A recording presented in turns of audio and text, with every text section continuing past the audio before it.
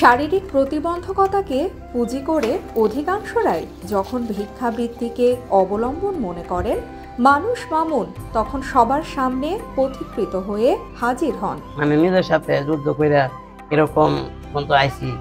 আবার আমার বিশেষ করে আমার ফ্যামিলি সাপোর্ট সবচেয়ে বেশি আমার মা।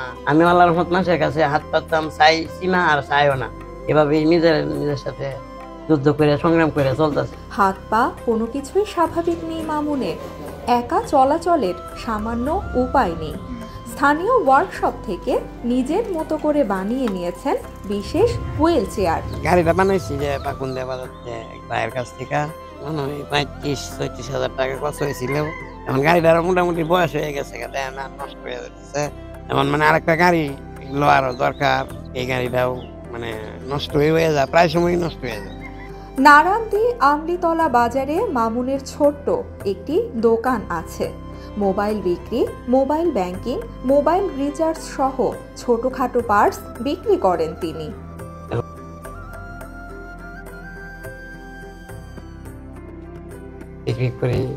ভাড়া করার দোকান থেকে দোকানের মালিক হয়েছেন কিশোরগঞ্জের পাকুন্দিয়া উপজেলার মামুন মিয়া। ভিটায় তুলেছেন পাকা বাড়ি, তবে দুঃখ ছেড়ে যায়নি সংগ্রামী মামুনকে। নিজের পছন্দে বিয়ে করে সংসার শুরু করেছেন। সৃষ্টিকর্তা দুটি সন্তান দিয়েছেন তাকে, কিন্তু দুই সন্তানও বাবার মতো শারীরিকভাবে প্রতিবন্ধী। আমার বাচ্চারাও যে কারো কাছে হাত না পাতন লাগে, মানে এইটাই আমার সবচেয়ে বড় চিন্তা। আর সবচেয়ে মানে একটা বিশেষ করে কষ্টের বিষয় যে আমি যেভাবে চলে যাইতেছি, কিন্তু দিন যাইতেছে, দিন কঠিন হইতেছে। আগে যেমন সহজ আছেন, এরকম এখন সহজ কিছুই নাই।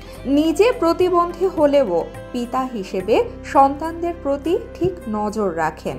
সুযোগ পেলে ঘুরতে নিয়ে যান বাইরেও। এদেরকে নিয়ে দিয়ে গেলে ঘোরাফেরা করি, আর যদি সুস্থ থাকতে চাইলে তো আর আমি আর আনা লাগতো না। হেরা নিজেরাই আটিয়া চলাফেরা খেলাধুলা করতো। সংগ্রামী এক জীবনের অধিকারী মামুন মিয়াকে অনুকরণীয় বলে মনে করেন স্থানীয়রা। তারা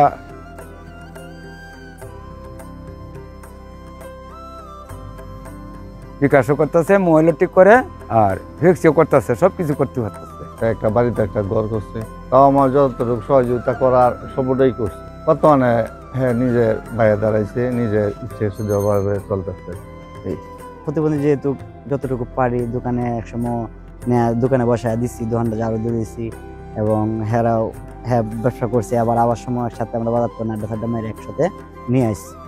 মামুনদের মতো সংগ্রামী মানুষদের পাশে দাঁড়ানোর জন্য বিনামূল্যে হুইল চেয়ার সহ প্রয়োজনে সুদমুক্ত ঋণের ব্যবস্থা করা হয় বলে জানান কিশোরগঞ্জের জেলা সমাজসেবা কার্যালয়ের উপপরিচালক মোহাম্মদ কামরুজ্জামান খান। সমাজসেবা অধিদপ্তর প্রতিবন্ধীদের কল্যাণে অনেকগুলি কার্যক্রম বাস্তবায়ন করছে।